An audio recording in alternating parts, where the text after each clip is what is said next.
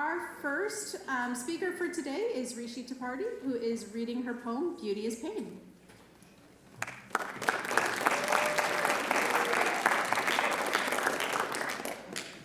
Oh my goodness, okay. Thank you so much, Dr. Katzman, and thank you so much, everyone, for being here. This is my last ever Writers Expo, and it's so amazing to see how involved everyone was today. And as Dr. Katzman said, my piece is titled Beauty is Pain. But before I begin, I would like to make a quick statement. I'm a firm believer in the idea that art is meant to disturb the comfortable and comfort the disturbed. And as the title suggests, this piece is about toxic beauty standards and how these affect young women, such as me and many other girls at this school.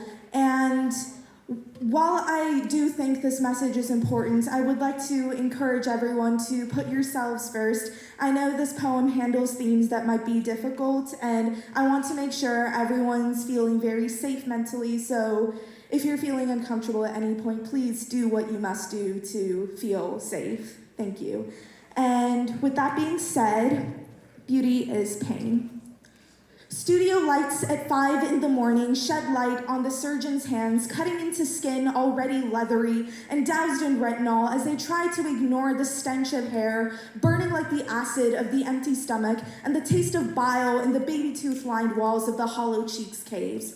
Sunshine at 5 in the morning throws light on bruises under the eyes, smears of late night scrolling because you need to plan your diets and craft your next workouts.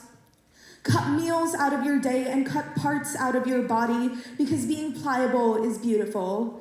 Because being small enough to snap in half, just like your spirits, is beautiful. Because foregoing your spine to lose an extra few pounds is beautiful. And you work out and squat until your knees beg for mercy, so your butt looks great when you bend over to retrieve your dignity. And you look like the model society wishes you were, even as your eyes shine with fear, so you can be the chill girl that doesn't say no, because that's what pretty girls are. It's what being beautiful is. It's blowing up your lips until you can't kiss your mother anymore, and putting Botox in your face the day you turn 25, so the fate lines in your face that tell the world you've lived your days, laughing and crying, disappear. It's little girls watching their mothers and sisters hate themselves and following suit, because to be a woman is to loathe yourself so others can love you. It's breaking yourself so others can't break you first. It's holding back your laugh to be a lady. It's holding back your tears because you're wearing mascara and you're an ugly crier anyway. It's holding back your anger and fear and hope and love because God forbid you break your facade of unbridled sex appeal because pretty dolls belong in glass cases and Playboy magazines with a perpetual pout and leaning over just enough so your low cut does you justice but doesn't make you easy. It's covering your face in makeup because you can't look at the face that came from the womb in the mirror anymore. And you want a smaller nose, rounder eyes, pinker lips, lighter skin, hairless limbs because the ladies on the internet do too, and everyone loves them and not you. It's to love yourself, and natural is beautiful until you're not skinny, until you stop wearing makeup, until you don't have hips, lips, and an hourglass. Then it's count your calories, doll. No one wants a whale. No one wants a chalkboard. Line my pockets with cash because I'll season my food with your tears. Know your place. It's to break yourself apart and put yourself back together like a puzzle. Except your heart. That stays broken. Every girl knows the story because if it's not them, it's their friends, sisters, their mothers, their idols, their goddesses, their histories. It's time we change the narrative because you're chasing the unattainable. Because really, it's not about expanding who's sexy, it's about erasing it entirely because you shouldn't need to be that to be loved. Is it really about telling little girls their mother's face isn't good enough? Is it trying to bleed the right color? Is it punishing your body just for existing? Because we're more than our bodies carefully cut and sewn and posed. We are the spirit inside that makes it run and sing an ugly cry, where tears run down your face and your mouth stretches into a wide grimace, so big that your joy and sadness swallows the whole universe, and the wrinkles under your eyes like roots dig into your cheeks whenever that happens. Because being a woman isn't existing for the eyes. It's about living life and filling every crevice. Because your body isn't their love, it isn't their hopes and dreams. You are what you see in a world where you're blinded. So you feel your way through sex and love and cosmetics and drugs, burning your fingers trying to be hot, and dragging high-heeled feet over coal and embers. Because beauty is pain, except it isn't. Because beauty is love, and love isn't cutting yourself up to fit into something that's supposed to be built around you. It isn't glitter and cut and paste. Love is life. It's being alive. Our bodies still love us, so please love them too. Thank you.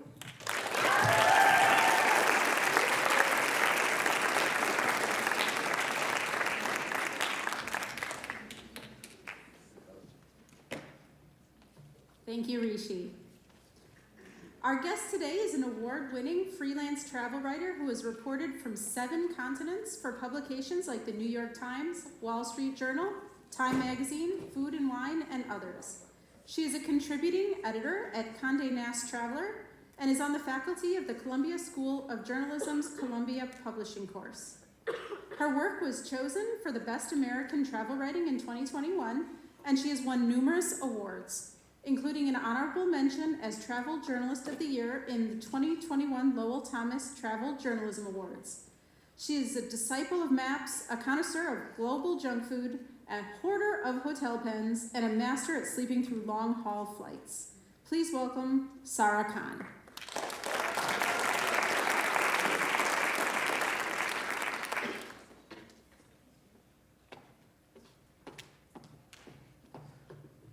Thank you, and hi everyone. Let me get that going.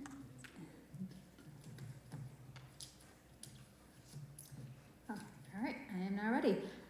So my name is Sarah Khan, and I have what a lot of people tell me is a dream job, and I honestly don't really argue with that. I get to explore the world and am paid to report back what I see. And because of my work, I've traveled to all 7 continents and both poles and written for some of my dream publications, New York Times, Condé Nast Traveler, Wall Street Journal. And honestly, it's just been a really fun ride. And actually, if you go to a newsstand right now, I have the cover story in this month's Bon Appetit magazine. It's a popular food magazine. Maybe some of you guys get it, or maybe your parents read it. I also am currently in the new issue of Time magazine and the new issue of Condé Nast Traveler magazine. So definitely doing kind of what I've always dreamed about doing. And before we get into how I got there, so when I'm on social media, when I'm traveling, I always make people guess where in the world I am. I give a bunch of clues. So I'm going to try that with you guys. So does anyone have a guess? And you don't have to tell me exactly where this is, but region, geography, landmass. Anyone have a guess? All right, yep. Nope, that is not the right one. Anyone else? Yep. Canada. Nope, definitely not Canada. I don't know what part of Canada you go to. Yep. Sorry? Africa. It is in Africa. Any guesses where in Africa? Yep. Zimbabwe. Not Zimbabwe, more north of that. Yep, one more there.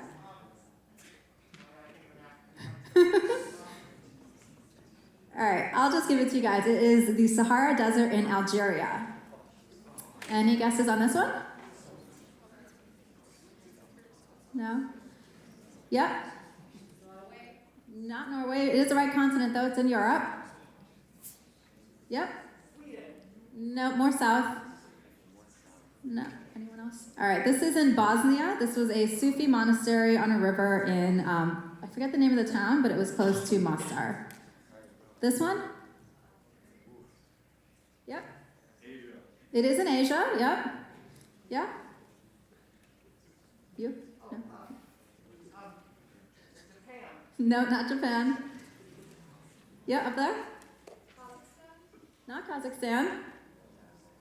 All right, this one is actually in India. It's a part of South India called Hampi that is known for these historic temples, but it's also known for this really unique rocky landscape, which is what I'm hanging off of there. All right, so that is me in Sharon, Massachusetts at my high school graduation, 1999. That is me in Antarctica in 2022. This was actually the year I went to all 7 continents in 6 months. That was definitely a lot. So how did I get there? How did I get from Sharon High to reporting in Sri Lanka and Uzbekistan and somewhere near the North Pole? I'm going to tell you a little bit about my career, but just know that if this is something that you think you're interested in, there is no one path to get there. I got started 25 years ago when the industry was very different, but I'll just tell you my story. I wanted to be a journalist since I was 8. I was born in Canada, grew up in Saudi Arabia and India. When I was living in Saudi Arabia, my dad worked at the airline, so we traveled a lot, and my mother worked as a freelance travel journalist, writing about food and travel and culture. And so I think because I was exposed to all that from a really young age, this is literally the only career I've ever wanted for myself. But even then, even though I always knew that, that doesn't mean that that's kind of what I was doing my whole, through high school and college. I wrote a little bit for the high school newspaper and a little bit for the college paper, but my internships, I was just trying to make money. I wasn't really looking to do journalism internships at that time. So I kind of got my start after grad school. So even if this is something you think you're interested in, you don't need to be working on it just yet. I majored in English and Communications at Boston College, and then I got a master's in journalism at Syracuse University. And while that is all really great for anyone who wants to be a journalist, I do actually encourage people to explore other interests in college, whether it's you want to major in art history or economics or science, because I do think journalism is a kind of career you can really learn on the job later on. You don't need to be doing that the whole time that you're in college. So what I did is after graduating, I worked in public relations for a year just because I wanted any job to pay off my student loans. And then that was in Boston. So after about a year of that, I realized if I really want to be a journalist, I need to move to New York. Again, this was in 2004. That's when New York was the center of Media Universe. I don't think that's really the case anymore. I think there's a lot of different ways you can do this. And I would argue that if you actually want to be a travel writer like myself, you're probably better off living somewhere else and outside of New York, to be perfectly honest.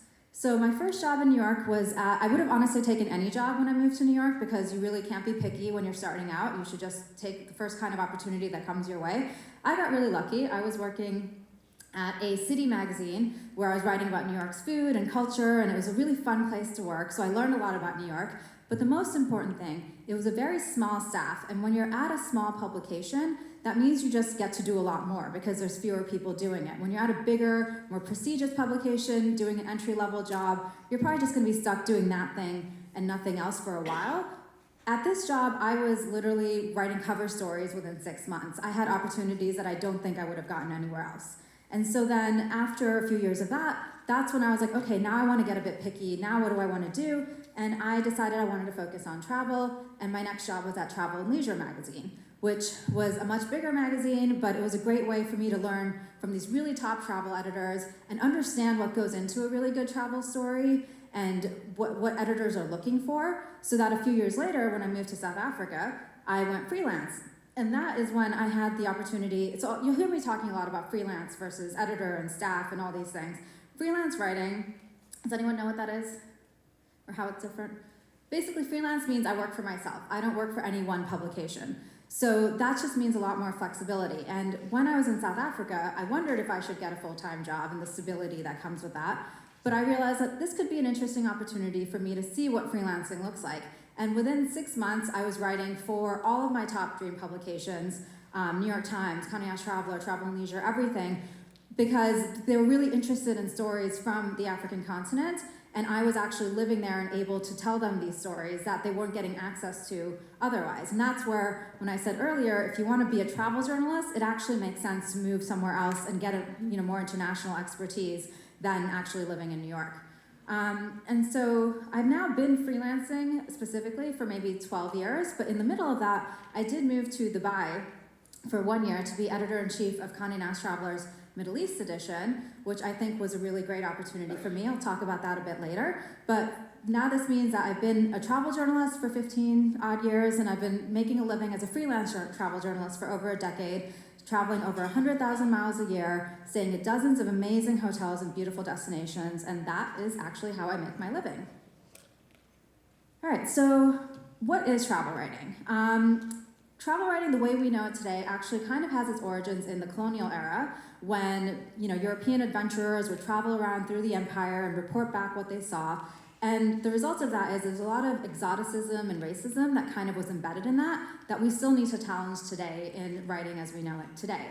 And but as it stands, it is what we call a beat, or like a specialty of journalism, just like news or fashion or sports.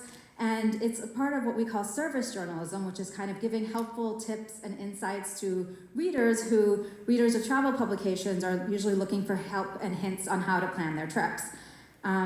And it is a real job. All my friends and family are just completely confused by what I do. They think I'm just, getting paid to sip mocktails on the beach all the time. That is part of it because, when you experience a destination, you kind of have to see all of it. That includes mocktails on the beach for me. But there's a lot more that goes into it. You don't just show up in a place and see what happens. I do tons of research and planning beforehand to make sure I speak to the right people, find the right story. I'm scheduling interviews. I'm really busy while I'm there. I don't really sleep that much because I want to make the most of every minute. Then when I come back, I actually have to write the thing. Sometimes that means, more follow-up interviews, more research.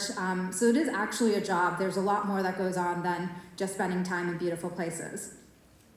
The cultural impact, I think this is something that makes me really happy about what I do, because I always say, people get really polarized, right, when it comes to media based on their political beliefs or their social or cultural backgrounds. So sometimes people will only go to a newspaper or publication that they feel aligns with what their values are. But when it comes to travel, you're a lot less discerning because you just want great tips. So you'll go to the New York Times travel section. You'll go to Condé Nast Traveler. So that means as a travel writer, I have a unique opportunity to really meet people on all sides of the aisle, all sides of the political, cultural, social spectrum, and I can really elevate important stories that I think are important, voices and people that I think are important into these audiences. That I think is something that is really satisfying for me, to be able to bring these different cultures and communities to life to people that might not necessarily encounter them.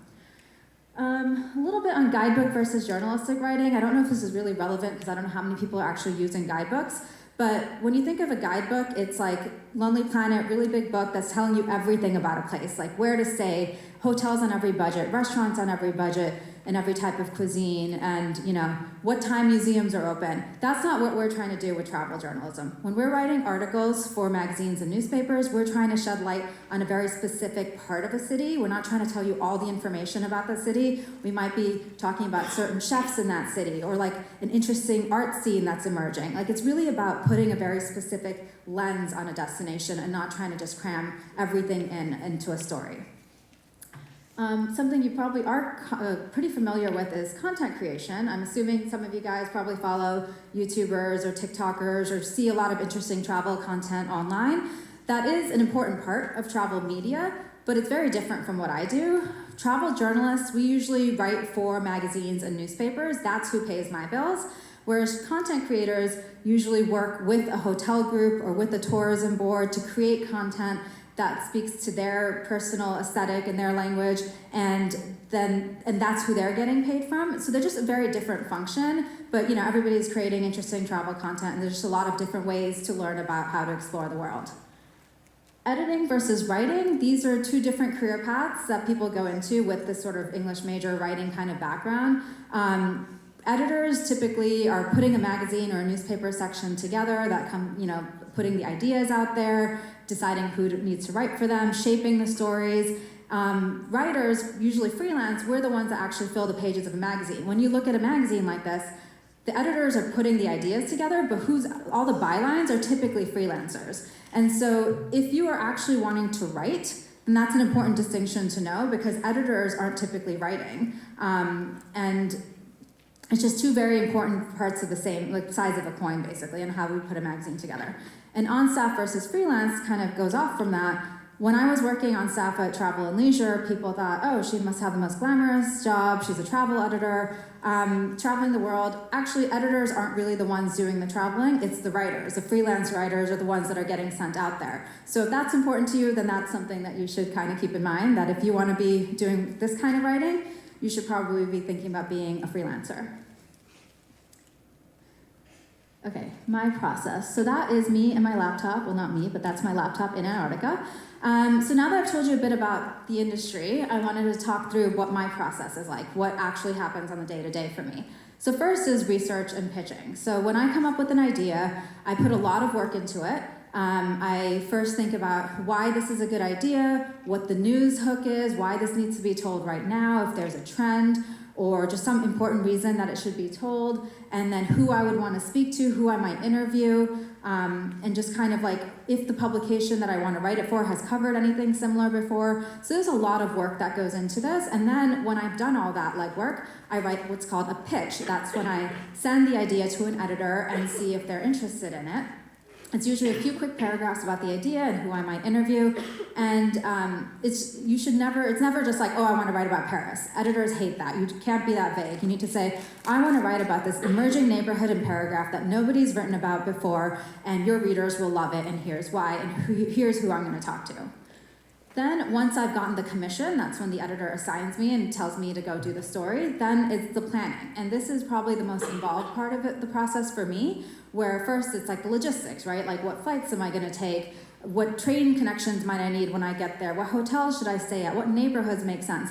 But it's also who am I gonna interview? Are the hotels or the museums that I wanna go to open the day that I'm actually gonna be in that town? Like figuring out all the logistics, I do it with a spreadsheet where I kind of break out my trip day by day, like morning, afternoon, night, meals, everything, and I kind of create my itinerary that way. So once I have all that done, the traveling and reporting part of it is pretty straightforward. It's involved, there's a lot to do, but it kind of comes together based on the itinerary I've already sort of shaped. And sometimes I can take a friend or a family member with me, which is great because it's like a paid vacation for them. And I usually take notes by hand because I find for me, it really gets me like more creatively engaged than writing on my phone. So that's just a different preference. A lot of people do take their notes on their phones as well. And then once I come back, it's actually organizing my notes and writing the actual story. So that would mean I transcribe all my notes from the notebook into a Google Doc. I might do some follow-up interviews if there's some more information I need for the story. And then I'll start pulling out key quotes and scenes and things that I think might make a good opening or might make a good kicker, or closing sentence at the end. And that's when I start my outline, and then I do the draft, which is actually writing the story. And then once you hit send, it definitely does not end there. I submit it to the editor. They might come back with some questions. Then the fact-checking team might come with some questions. Those are the people that, bless their souls, have to do all the hard work of making sure every single fact in a magazine is actually accurate. So if I say I had breakfast at this restaurant, they actually call the restaurant to make sure they're open in the morning and serve breakfast. So sometimes I have to deal with them to make sure that they have everything they need. And then it goes to print. So if it's a digital publication, that could be within days or hours of finishing the editing process. If it's a print publication, this cover story I did was in India. So I reported it in September of last year. I think my deadline was November. We did edits after the holidays in January, and it went to print probably in early February, and it's on newsstands as of last week. So print is a much longer process. And then social media, I use social media, but not in the sense that content creators do, creating these snappy reels and things like that. I more just post from my travels. I'll post my articles when they're published. One thing it is really good for me is sometimes I'll get sources that way. If I'm traveling somewhere, people will share people that they think I should meet with or interview. And sometimes I travel solo a lot. So sometimes it's just a great way for me to meet interesting people and just to kind of make friends while I'm traveling. Just by putting it out there that like I'm here, anyone else around, and people will often recommend people, and that's how I've hung out with cool people in Colombo and Sri Lanka, and that I probably would not have sought out if I was traveling with a friend. So that is the process. Any questions on the process so far? No? All right, we'll move on then. So now that I've told you about how I do this, I'm going to talk through some of the stories that I've written and how they actually came to life. This story I did for the New York Times. It was 2018, and this was a time when, first of all, Croatia was really trending in all the travel magazines. Everybody was talking about the beautiful beaches, and I was just curious about Bosnia, which is right next door, also in the Balkans. I never really heard much about it. But also, this was a time when there's a lot of anti-refugee sentiment and anti-Islamic sentiment in Europe, and I was really curious because Bosnia is, I don't know how you might know about the history, it's an actual indigenous Muslim country in the heart of Europe. So where there's all this sentiment like Muslims aren't from here, they're not, native to Europe, it's like, well, there's a whole country where they are. I want to go write about that. So I pitched that to my editor at the Times, and he commissioned it. And this is honestly, it was absolutely beautiful country. Like, look at that. That's a town called Mostar. It's actually close to Croatia. And it was just like such a beautiful place to be, and it was a story that I'm incredibly proud of. All right, Uzbekistan. This is an example of a story that came to me. I'm a contributing editor at Condé Nast Traveler, so I have a really good working relationship with them. And so they wanted to do a story on Uzbekistan, and the lens that I brought to it is I have Uzbek ancestry, where from a long time ago I know nothing about it. So I was curious to sort of trace that history and try to understand what my ancestors might have experienced in the height of the Silk Road in Central Asia in the 16th and 17th century. So that was the angle that I brought to that, as opposed to just a general Uzbekistan story. This is probably one of my favorite stories I've done. This was in 2017. There was a Muslim ban announced, and so that was the first time it felt like there was political news that I don't usually write about, but this is kind of travel news. So I was like, how can I do something that relates to that in my own voice and the way I like to tell stories? So as you can see, a lot of my travel writing is international. I don't usually write about the States very much. So I was like, well, I would actually like to travel around America as an American Muslim woman and just see what that's like, because I rarely do it. It was so much fun. I went to Memphis and went to Graceland. I went to Nashville, went line dancing. I went to a rodeo in Wyoming and national parks, and it was just like a really fun trip to just explore my own backyard in a way I'd never done before. And I ended up winning a lot of awards for this. This was on the homepage of the whole New York Times for like a long time, and it was definitely a story I really liked. So this is an example. So when I go on assignment, I'm usually on assignment for one publication. So I was in Addis Ababa, Ethiopia for the New York Times to do a city story. But I had a little bit of extra time, so I was like, let me see another part of the country. So I went to a city called Harar, and that was just a personal trip at that point. But I still took notes whenever I'm traveling, even if it's like a personal vacation. I usually take a lot of notes to see if there's a story there. So I ended up pitching this as a second story to Travel and Leisure. And this ended up winning some awards as well, and it was in the Best American Travel Writing Anthology in 2021. So this is an example how, even if you're on assignment for one particular story, there's ways to find other stories there too. Don't try to just do that one story and move on. There's so much to tell when you go to a place. And this is an example of a story that came to me because of my expertise. I write a lot about Middle East and Africa. And so my editor at Bloomberg reached out last year saying, Algeria has been really closed off for a really long time, but they're now trying to bring some tourism in. Would you go there and write about it and see what it's like for us? And so that was also a really memorable trip because it was the hardest visa I've ever had to get. It's very restricted for tourism, but because of that, it's one of those rare places that you actually go and there's no other foreigners around, and you get to really experience the culture as it's meant to be experienced and not done for foreign tourists and everything. So it was actually a really unique place, and that might change now that tourism is beginning to open up. This was another really fun one. An editor at a travel magazine called Virtuoso reached out to me last summer to see if I'd go to Jaipur in India and do a story on the jewelry scene. So on the left, that's the cover. That's the Maharaja of Jaipur. He's very young. He's like 25 years old and very dashing, as you can see. And that's me on the right. I literally got paid and sent to India to wear millions of dollars worth of jewelry. Sadly, I didn't get to keep any of it, but it was a really fun trip. And are there any K-drama fans here? Wow, nobody likes K-drama in the school. Oh, I think I see one hand there. Maybe another one? Okay. So I didn't know anything about K-pop or K-drama or K-culture, and in the pandemic, when I couldn't travel anymore, I got really, really hooked on these shows, and for me, it was a way to travel when I couldn't, because it was a culture I knew nothing about. I didn't know anything about the food or the music, so it felt like a sense of discovery, even just from my apartment. And I got really, really hooked. And so as soon as the borders reopened, I reached out to my editor at Condé Nast Traveler and said, look, I'm in love with this country that I know nothing about. I'd love to go see it and see if it actually matches up to what my impressions are of it. And so that was what this story was. And then, as I mentioned, I also spent a year in the Middle East in Dubai as editor-in-chief of Condé Nast Traveler's Middle East edition. And that was, most of my career, I've been a freelance writer, working for myself, writing for different publications. This was really different. As an editor-in-chief, obviously, you're overseeing an entire brand. I was working with advertisers, I was commissioning stories, I wasn't really writing very much, but it was a really unique challenge, and I think for me it was really great because I grew up in Saudi Arabia, like I mentioned earlier, spent a lot of time covering the region, so it was a great opportunity to be in the region and be really trying to find more nuanced ways to tell stories from there. All right, so I'm gonna do a break and do some more Where in the World. Anyone have a guess about this one? No. Everyone has given up after the last round, I see. Yeah? South America. No, it's not, but that's a good guess. I can see you probably thought Iguazu, right? Yeah, no, it's not Iguazu. Indonesia. Nope, not Indonesia.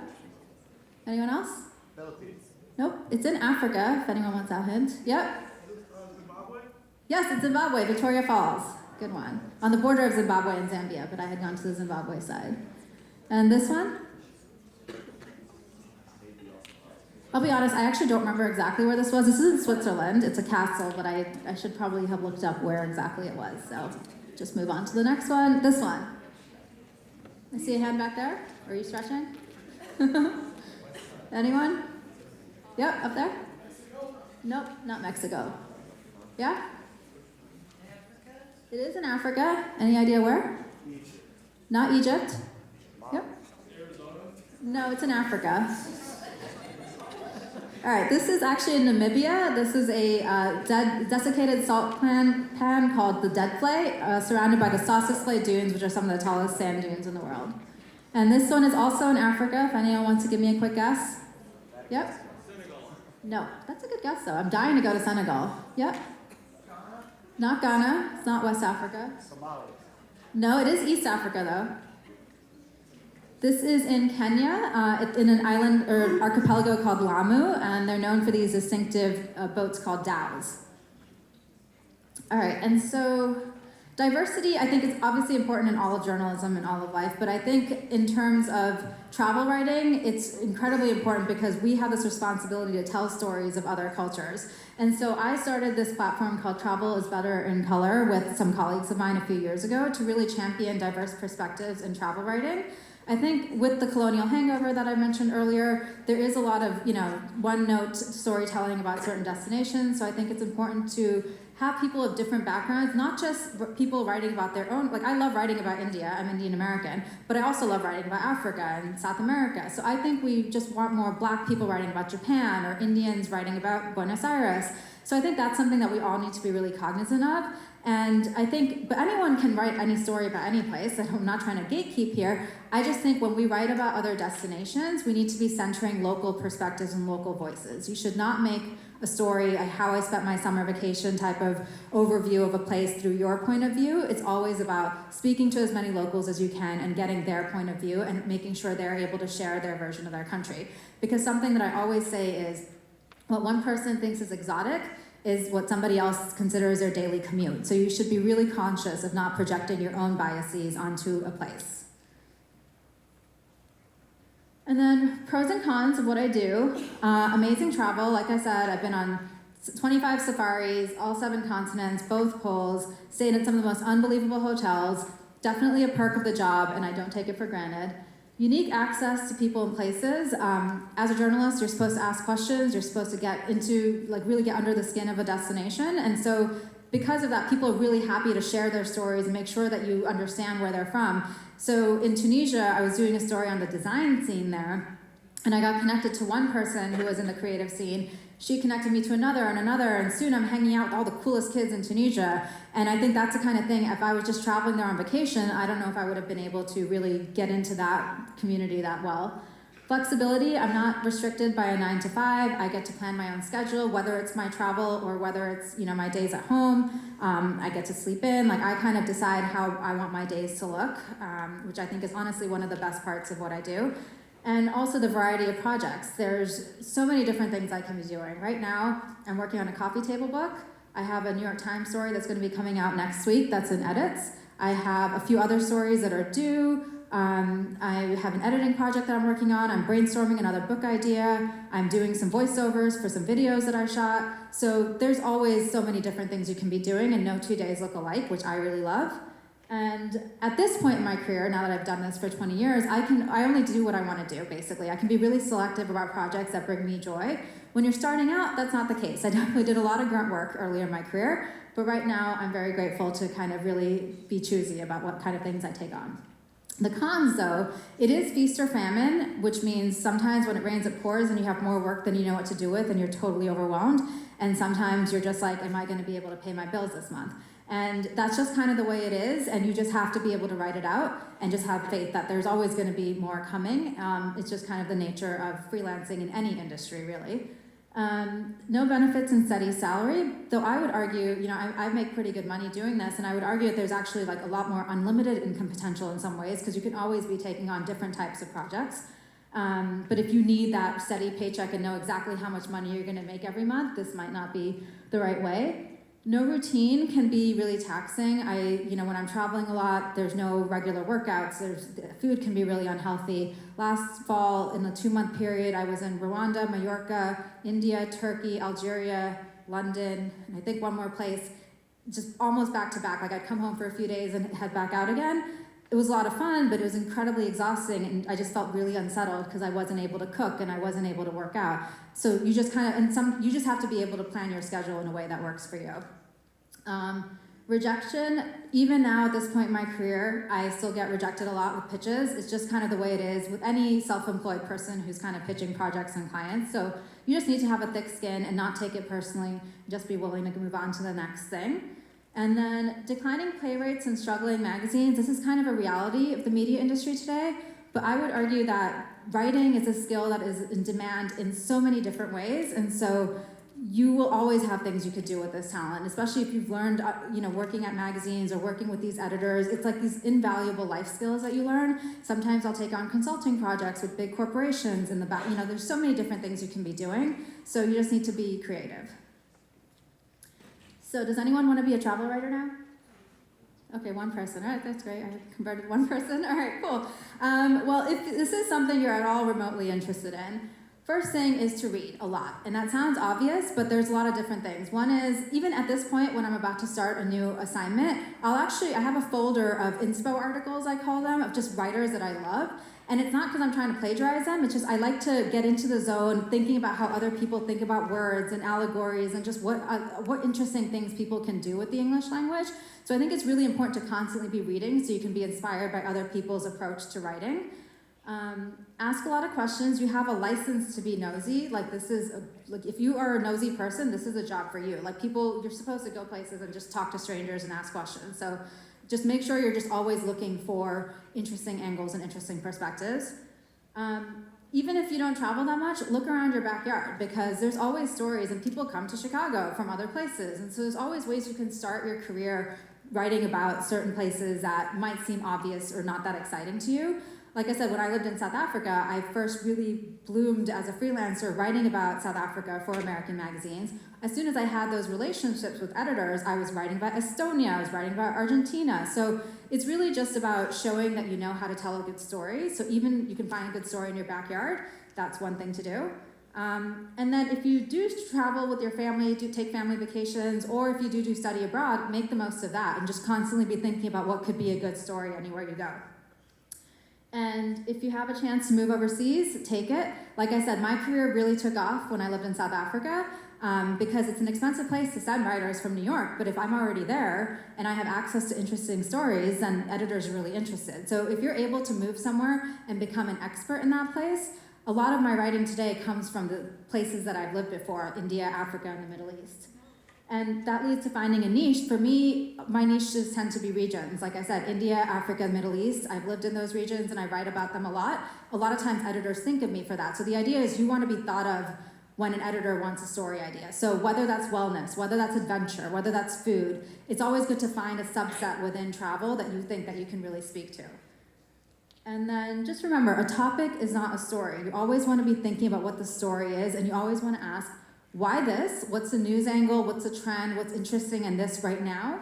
And why now? Like, why does it need to be told now and not, like, 6 months from now, 5 years ago? And why me? Am I the right person to be telling this story? And we're almost done, so I'm just going to do a couple more where in the world if you're not totally sick of these yet. Anyone want to guess this one? It is in Europe. Italy. Not Italy, but it's similar culture. Right there in the green? Not Croatia, no. It's an island, if that helps. Yep. Not Greece, no. One more up there. Oh, you were going to guess Greece? Sicily. No, but it's very close to Sicily. It's actually Malta, which was a really cool place to be. I really enjoyed that one. This one? Someone did guess this country. Spain. Yep, Seville. And this one. Not Africa, because you don't actually have tigers in Africa, guys. India. India, yes. This was in Rajasthan. And last one, I think. Anyone? This was in Africa. Nope. This is in Cape Town. This is, there's a beautiful hike you can do called Lion's Head. So this is the top of Lion's Head Mountain. And that is it. Does anyone have any questions? No? Is there one back there? I think I see a hand. When you're doing all this traveling to different places, how much of other languages do you have to learn? So I actually don't really, when I'm in India, I'm fluent in Urdu, so I can do a lot of interviews in that. Other places, funnily enough, I've actually been able to do interviews with Google Translate, where I literally type in a question, hand it over, and we do back and forth. Sometimes I'll hire a tour guide who can kind of help be that liaison. So I don't actually really necessarily pick up language. I mean, obviously it's good to pick up the basics, the hi, hello, thank you, and all that, but I don't try to actually study another language. Any other questions? Yep, right there. No, that's a really good question. So there are some writers who also take really good photos. I'm not one of them, and you're not expected to because they usually want you to specialize in one thing or the other. So I'll usually write the story, and then the magazine will send a photographer separately. Yep, right here in the blue.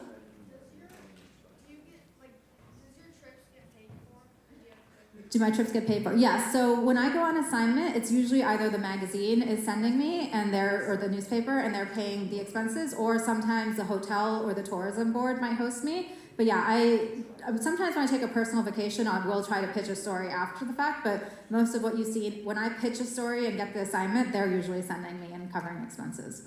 Yep, back there. How long are the flights? I mean, it totally varies. I usually do a lot of long-haul destinations, as you might have guessed, because I do a lot of Africa and Asia. So, I mean, I regularly do 14, 15-hour flights for the kinds of places I want to write about. But obviously, last summer I went to Mallorca, which is a 7-hour direct flight from here. So, totally varies. Anyone else? Oh, yeah? What's your favorite place you've been to? So, that is a tricky question because I always answer that in a different way. I'm trying to think of how I want to answer that today.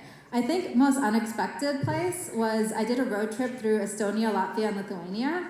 And I think I just don't know what I was expecting. I thought it would be a lot more like, I didn't expect the architecture to be that great. I thought the food might be, I don't know. I don't know what I was thinking. It was really cool architecture, really cool design scene. The food was delicious. I still had one of the most memorable meals I've ever had in Latvia. So I think it just really was an eye-opening thing because it's one of those places where you just went without really an expectation and it just kind of blew me away. Yep. Do you prefer more ocean travel or like desert and mountains? Do I prefer ocean, desert, or mountains? So I'm more of a city girl, to be honest. I prefer cities to anything else, but obviously I will go anywhere. And my natural preferred landscape is deserts because I think it's because I grew up in Saudi Arabia. And I think you might have seen in a few of those pictures, I had a lot of deserts in there. I think deserts are my favorite ecosystem. Good questions. Anyone else? Am I missing any? Oh, green? I'm just curious. It's hard to answer this question exactly, but do you foresee yourself doing this as your whole career, or do you think there might come a time where you might want to stop that? I think I'll always do some part of this. I think I want to write books and do other things, but this will always be part of what I do. Thank you guys so much.